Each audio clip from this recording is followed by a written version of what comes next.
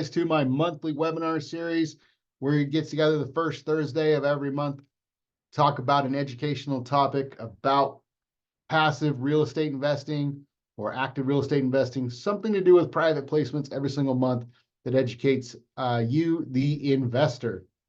My name is Senate Eskridge. You can see some of my stats up here on the screen. I am a multifamily investor. I have 847 units is my current count. Across Idaho, where I live. I live in Idaho, Oklahoma, Texas, Ohio, and North Carolina. It confused me a minute because Oklahoma is in the front. Usually it's in the back. Anyway, I am a real estate coach. I do coach people on getting started on multifamily. I've coached with a couple of larger coaching groups, and I also have helped a company launch their coaching program. And I teach people individually one-on-one on how to get started buying multifamily assets and running them. My skill sets, as it says here, investor relations, acquisitions, and coach. There's a lot more to it than that. I would say those are my three strongest skill sets. But being a coach, you really have to be well-rounded and know everything about the business. Anyway, that's enough about me. It's never fun tooting your own horn. Let's dive in and find out why you're really here. Okay, you guys, this next slide it's really busy. And it's busy kind of on purpose. And the reason is because I want you to see all of the things that has to go on in a multifamily syndication. So all these things up here are all roles and jobs and things that have to happen just in the beginning of purchasing a property. I'm not going to go through them all. What we're really going to talk about is the pros and the cons. And so as an active real estate investor, what this means is that you're the person that is literally buying the property and running the property. Now, the nice thing about this is you're totally in control. So for those people, and I was like this in the very beginning, where I had to be in control of every single thing about the job and single thing about the business, and I was like this solo operator. This is something that, if it's important to you, this is where you want to be. You get paid to create the deal. You get paid to manage the deal. And what I found, the biggest thing about this is, what I found is I couldn't do it all myself anyway. So I needed to bring in other people to help me with this deal. And I had to be able to give up some of that control. You know, there's an old saying about, if you want to go fast, go alone. If you want to go far, go together. Multifamily truly is a team sport, you guys. If you just glance at this list up here in blue, you'll see that there are more jobs than one person can do. And that is something that I really want to get across to you. The deals where I've worked on my own, all by myself, were just so heavy for me to deal with. I really started to scale when I brought in teammates. Of course, the cons down here at the bottom. Unlimited risk, unlimited responsibility. Really, when you are the landowner and you're the property owner and you have all of that risk, the bank's going to look to you. The tenants are going to look to you. All the bill collectors, they're all going to look to you. At the end of the day, you're ultimately responsible for everything that happens on that deal. You have to deal with the three troubles, right? The tenants, the toilets, the termites, and everything else that has to come up. I've told the story a few times. Some of you may have heard this. I was on vacation one time somewhere on the East Coast. I was in Florida, South Florida, Miami or Fort Lauderdale, one of those. And my phone rings at 2 a.m. and it says Twin Falls Police Department on it, which is where I live, Twin Falls, Idaho. And of course, I'm going to answer this, right? And there was a fight at one of my rental properties.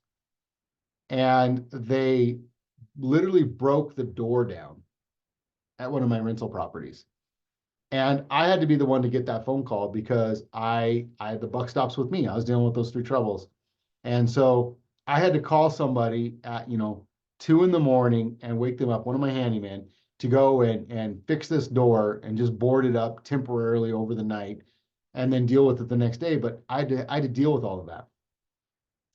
And anyone else who's active in real estate has to as well. Also, compliance. There's a lot of rules, regulations, things like that, especially when you're dealing with other people's money. You have to make sure that you're legal with the SEC, that you have all the Form D requirements, and that you're following all those rules. And credit risk. Several of the properties that I have purchased have what's called a recourse loan.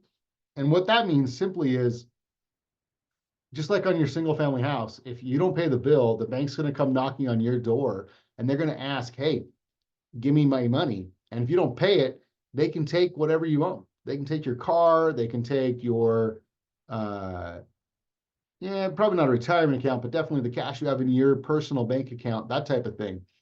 And even in multifamily, if you have what's called a recourse loan, you're putting your neck on the line to make sure that these things get paid.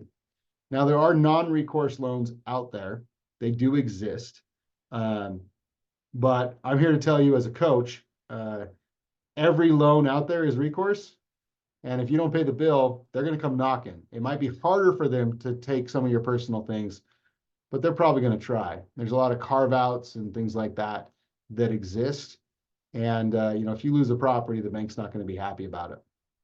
And really, at the end of the day, that last bullet point is really important. Is owning multifamily or even single family homes, any kind of real estate is a job. And so it's a great job. It's a fun job. I love it. It is one of my passions. I do it because I like doing it. But at the end of the day, it really is a job. And so you got to make sure that you're willing to sign up for that. And this webinar is not about coaching. But if any of you want to know more about how to do it, I'd be happy to coach you along the process. And even if it's not part of my official program, we'll just talk one-on-one and give you as many free pointers as I can. But let's switch gears and talk about the joys of limited partner investing. Friends, this, I think, is the ultimate dream of real estate. If you have enough money that you can invest as a limited partner and do some of the strategies I'm going to talk to you about in a few minutes with diversification and things like that, and generate enough income, you can literally sit back on the beach and just retire. I mean, look at this person in the picture here. They're just kicked back. They don't have to worry about anything. Someone else deals with all of the headaches. Someone else does all of the work. And you just get to kick back and collect the checks. What I say is that my limited partner investors, they really have 3 jobs. After they're in the deal, obviously. So in the very beginning, there's lots of due diligence. You got to make sure it's a good investment. You've got to make sure that you trust the people that you're working with. We'll talk a little bit more about that down the road here. But after they're in the deal and the money's invested, they have 3 jobs and 3 jobs only. They need to read the monthly update to make sure they know what's happening with the deal. They have to deposit their quarterly checks. And at the end of the year, they have to send their K-1, which is the tax statement, similar to a W-2 or a 1099. You have to send your K-1 to your accountant, your CPA. And I actually have people where I do number 2 and 3 for them. I deposit the checks for them directly into their bank account. And a couple of people, I even send the K-1 documents directly to their CPA. Anyway, as I mentioned, I think this is the precipice of investing. Someone else does all the work for you. You still get high returns, 15 to 25%. Internal rate of return on your money is pretty standard. To say that another way, what I look for, my rule of thumb is I want to double my investors' money in 5 years. So if you put $100,000 into a deal, my target is to give you $200,000 back within 5 years. Now, sometimes it's a little more than that if the deal's longer, or a little less than that if it's a shorter deal, but that's the rule of thumb. And depreciation is an amazing tool as well. We'll talk a little bit more about this down the road. But again, look at the picture here. This is the precipice of investing, in my opinion. You get to sit back, someone else does all the work. But to make it safe, you've got to make sure that you're diversified. Let's talk, that's the next topic. We're going to talk a little bit about diversification. As a limited partner, it's very easy to be able to diversify your investments into multiple different assets, which is one of the biggest advantages. If you're active, remember that slide a few slides ago where it had all of that work you had to do and it was a job and you have to be an expert in what you're doing? Well, how can you be an expert in all of these different things that I have up here on the screen? I personally am an expert in multifamily investing,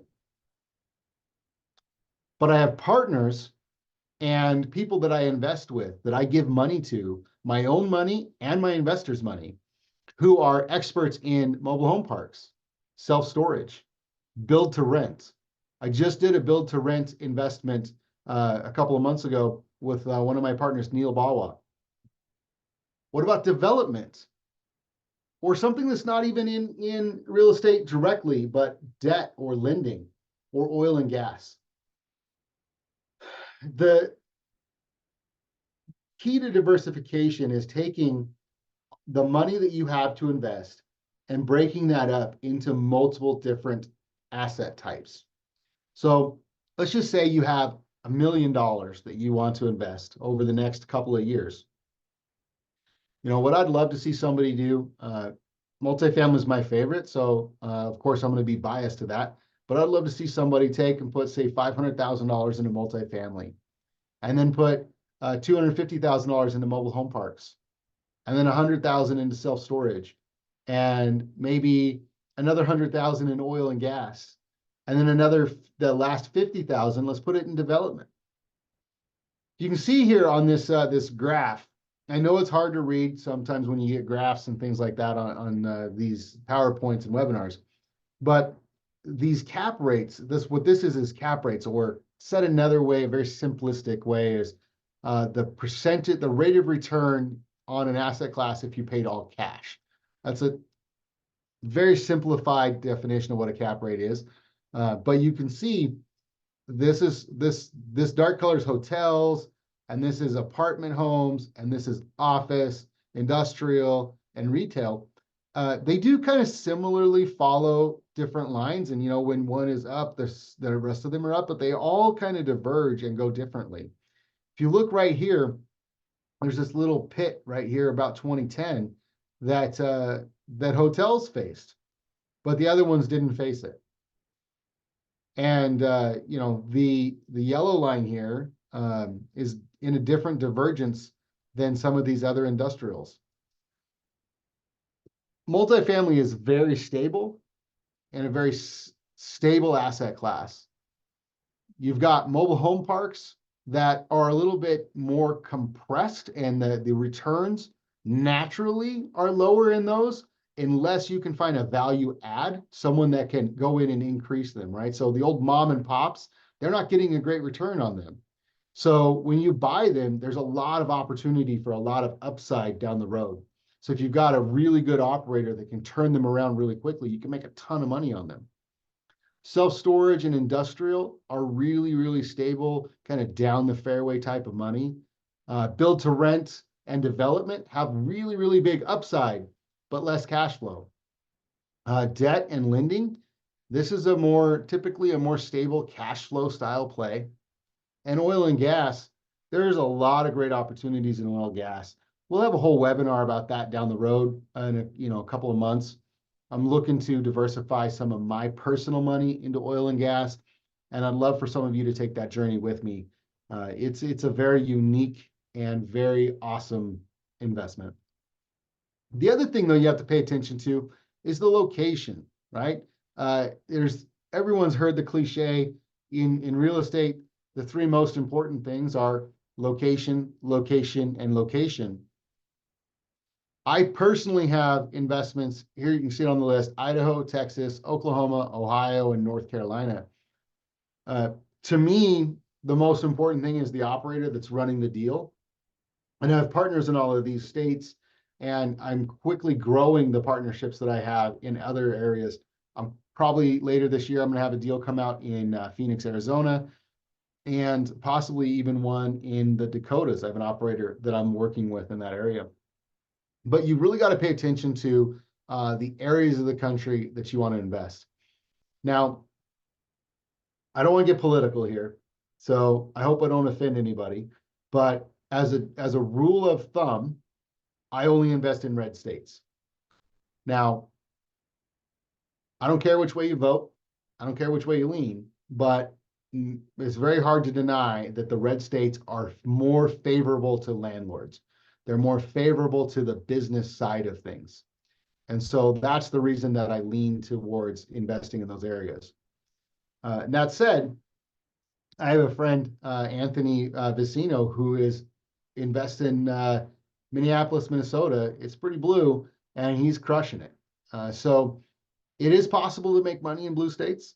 It's just a little bit more difficult, and you have to really know what you're doing. Okay, so if you're looking at a deal that's in a blue state, really make sure that the operator understands what the political environment and the business environment is in that state. Very, very important. All right, so what else? Another advantage for for passive investors, and it's the fact that you can scale much, much larger. We got a drink here. And what I mean by being able to scale larger, I'm going to talk about the benefits here in a second. But before I even talk about the bullet points,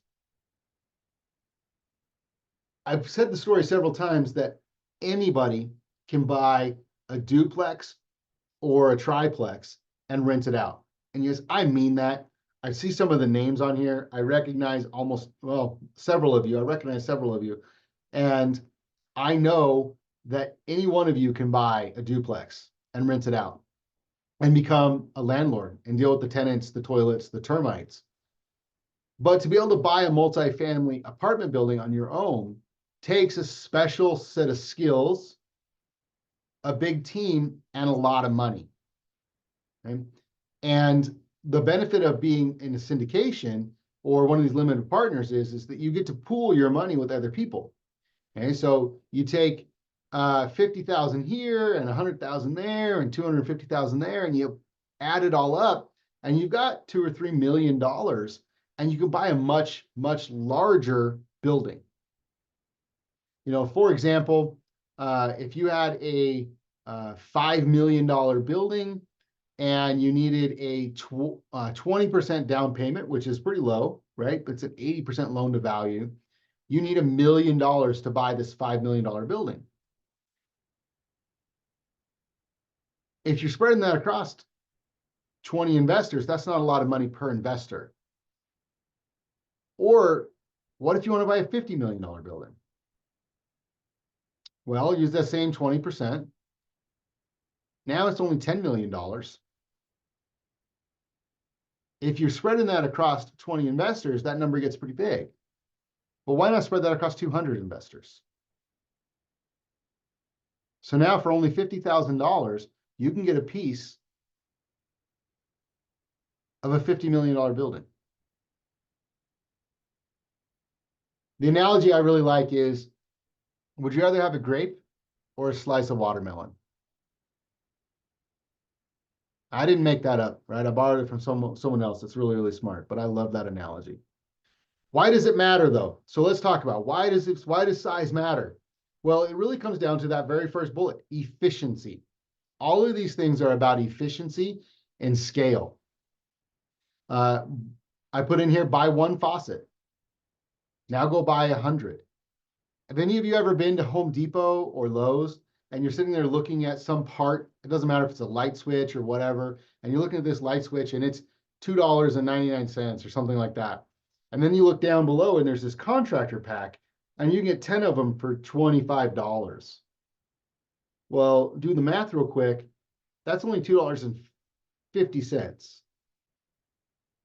Huh. A lot cheaper, right? Same thing with advertising. There's this, one of the best places to advertise rentals is apartments.com. And it's very expensive, especially when you're buying it for one unit.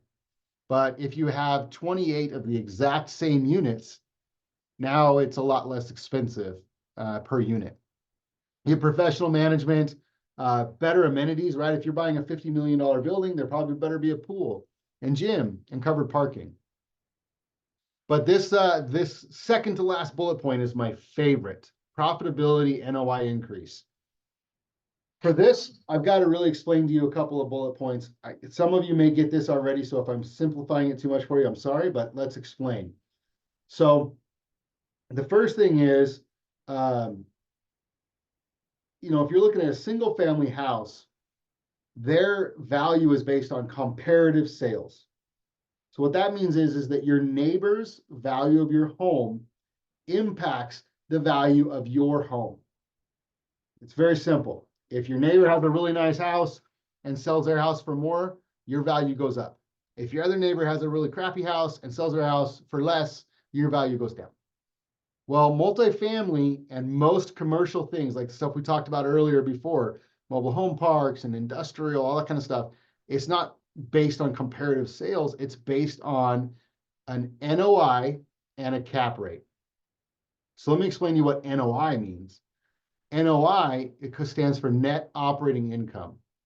Really simplified, it's all of the income that the property makes minus all the expenses except the mortgage and major repairs, like a roof, okay?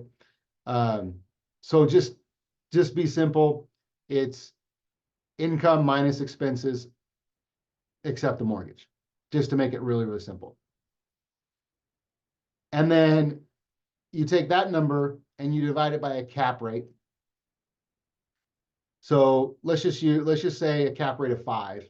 Okay, so if you have something that is worth $100,000, I don't have my calculator out here, but let's just say $100,000 is worth $2 million in value. $100,000 a year in NOI is $2 million in value because it's at a cap rate divided by 0.05. Okay. So increasing that NOI has a huge impact on the value. Example I have here is an internet charge of $50 per unit. So I have a property, we did this exact strategy. So all of the residents were paying like $79, $89 a month for their internet service, and they all hated it. They complained. They weren't happy with what they were getting. They thought it was expensive for crappy service. So we found a way to bring in internet for the entire property. And we bought one giant pipe. We paid $220 a month for the one pipe. And we paid about $15,000 to be able to spread that internet across all of my units. Okay. So to do that, we were able to charge all the residents another $50 per month. Well, that doesn't sound like a lot. Sounds like a bad deal. I pay $220 a month and $15,000, and I get to charge $50, right?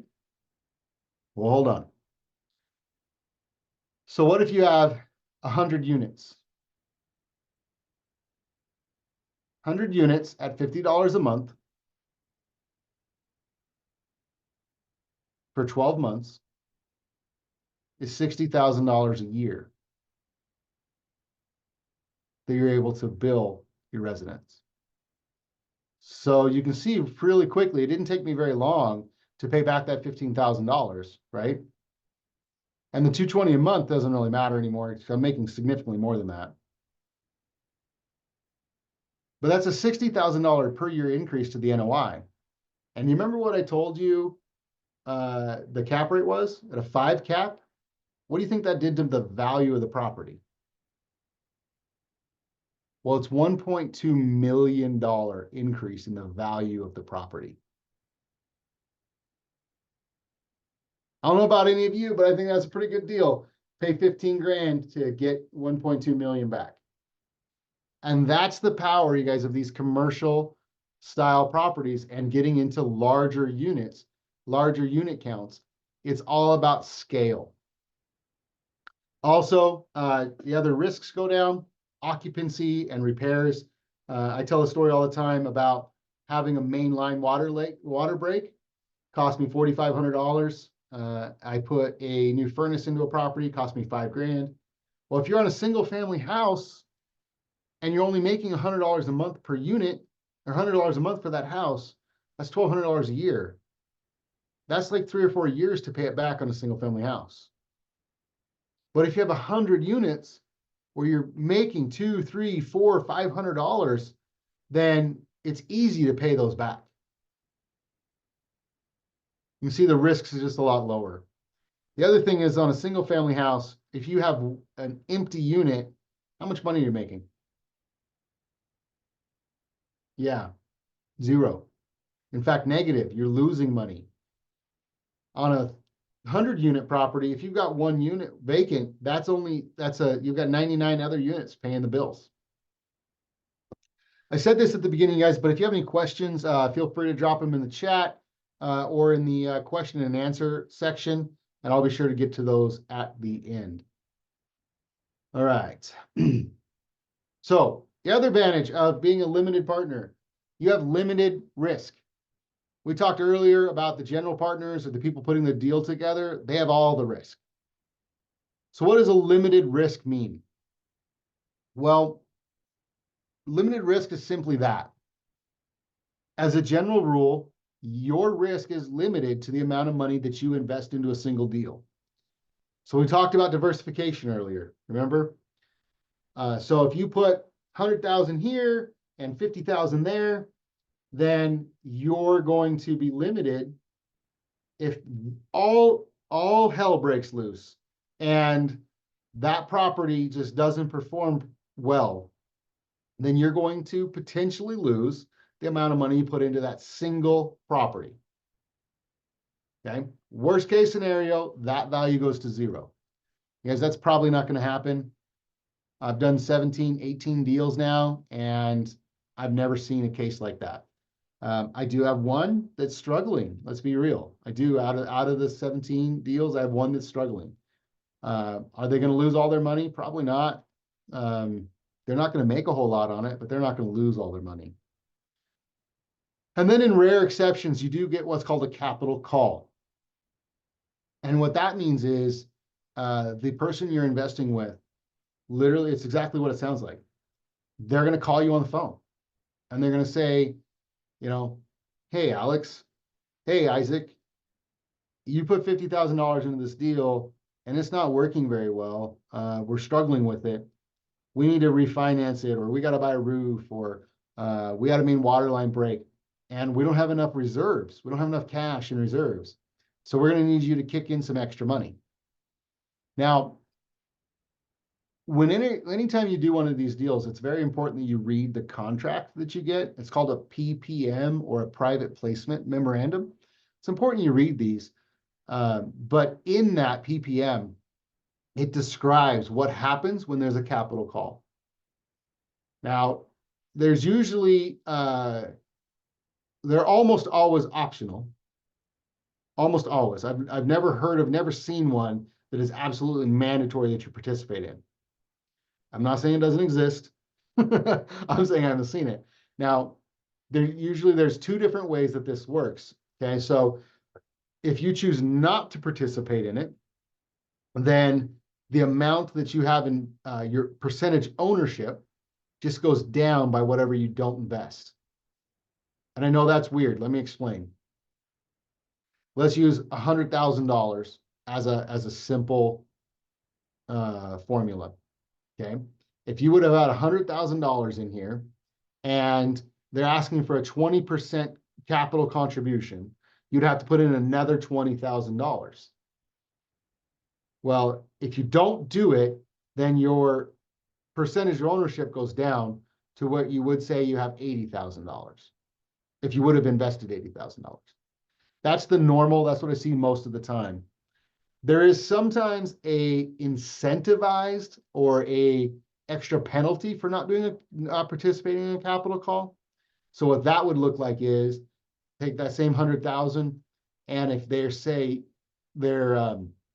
asking you to put in 20 and you don't do it, then your invested amount would look like it went down to 70. And the reason they do that is to incentivize or reward the people that do the capital contribution. Okay. Now, this is rare. It doesn't happen all the time, but I wanted you to know that this is a possibility.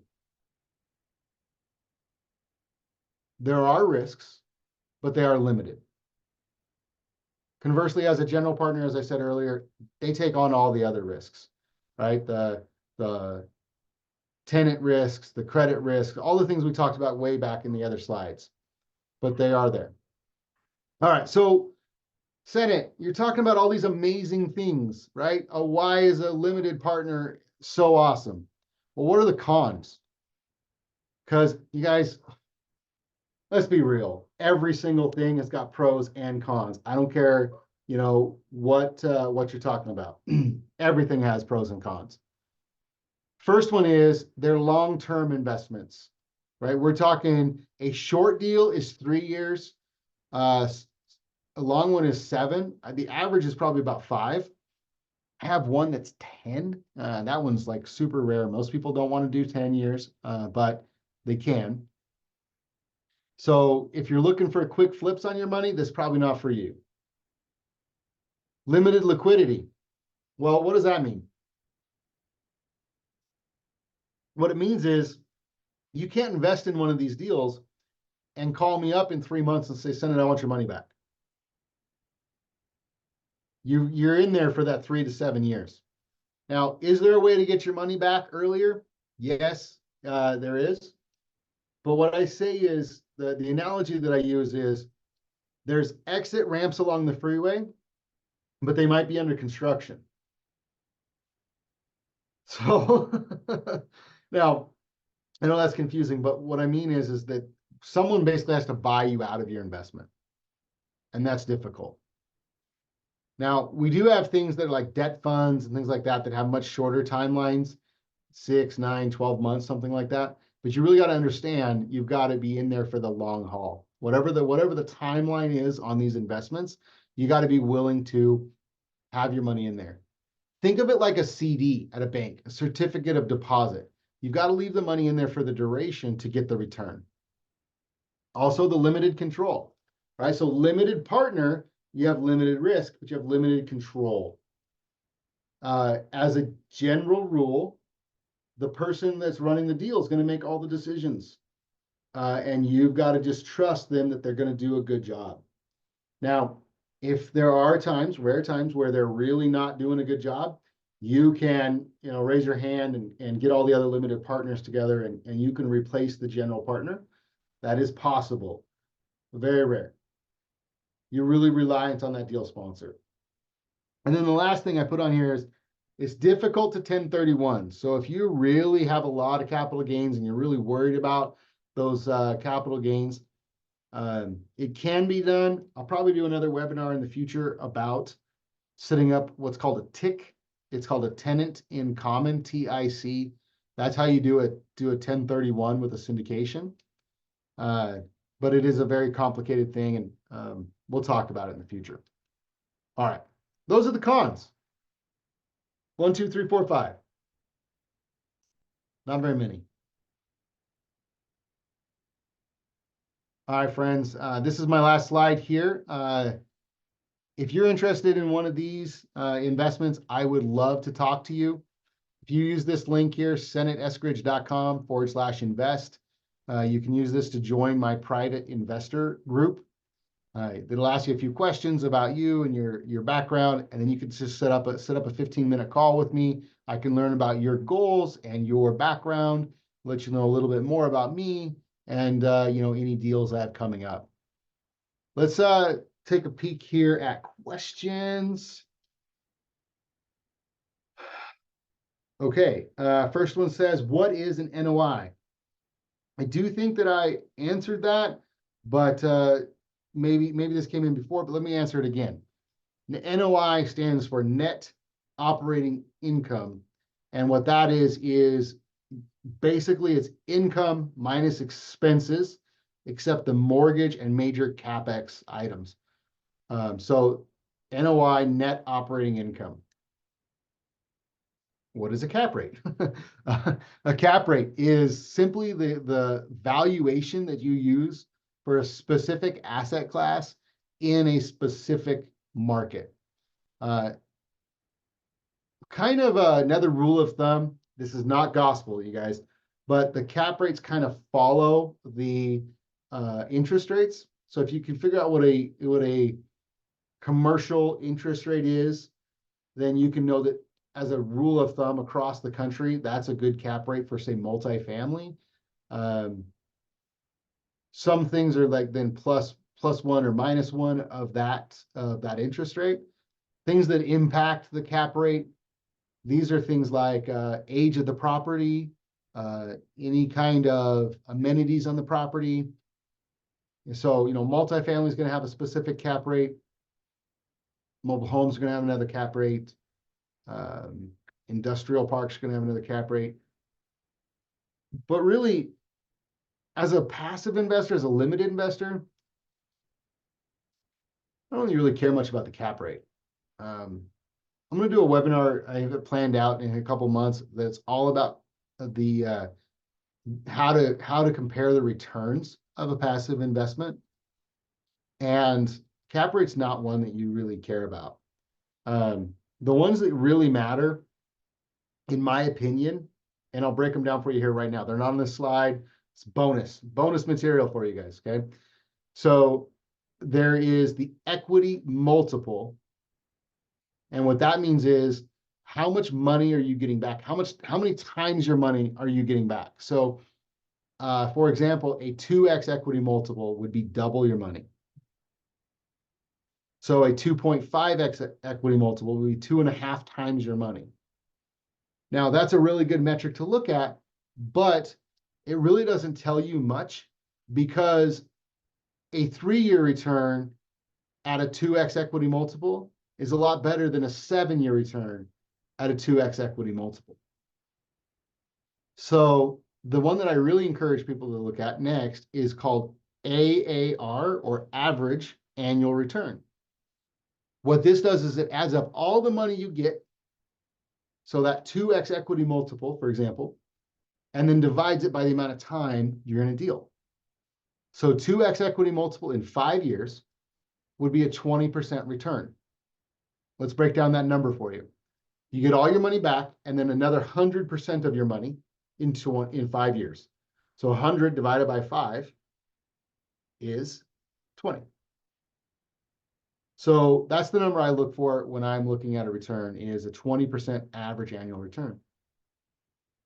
But the next one that's really critical and something that's more confusing, but it's more important actually, in my opinion, is what's called an internal rate of return, or an IRR. Now, this is like the AAR, the average annual return, but it takes into account the time value of money. And what that means is it takes into account inflation. Or said another way, a dollar today is more valuable than a dollar tomorrow. So let's give you an example. If you have that 20% return, but you're not getting any cash flow during the deal, you're getting all of your double your money at the end of the 5 years. That's still a 2x equity multiple or a 20% return. But it's probably like a 15 or 16 internal rate of return, because your cash, you don't get any credit for what happens in years 1, 2, 3, 4, or 5. But if you did a cash out refi, say at the 2nd year, and you get a big chunk of your money in year 2, say half of your money back or all of your initial investment back in year 2, now you have no money in the deal, and now you double your money, you get the rest of your money at the end, same amount of money, same total return, but you get more money sooner. Now that internal rate of return really goes up. You're probably like 19 internal rate of return. And now if you can add in some cash flow in there, let's just say you get $500 a month or $1,500 a quarter, or $6,000 a year in cash flow. Now you're at like a 22 internal rate of return. even though the total return is the same. So internal rate of return, in my opinion, is the most important one. All right, let me just look here. Okay, got a couple of people in the questions, but somebody said you're doing good. Anyway, I love it. All right, any other questions you guys have at all, pop them into the Q&A period section, and I'll answer them for you.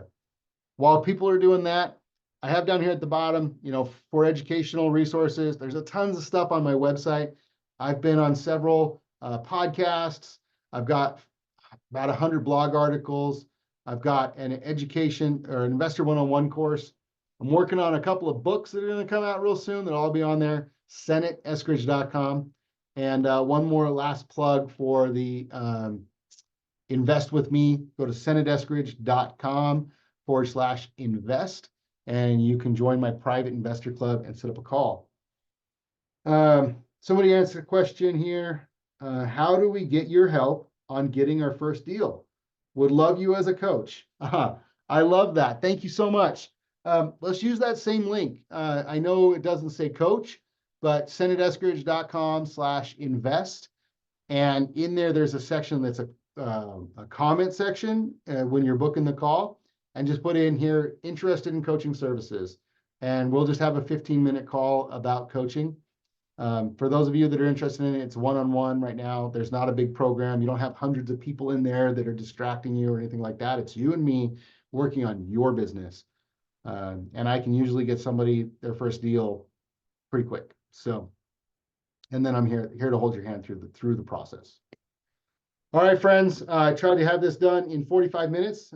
We've got 1 minute to go. Feel free to reach out to me. My email address and website are right on there. I'm also fairly active on Facebook. Thanks for joining me. I'll be back here again next month. We're going to talk, I think,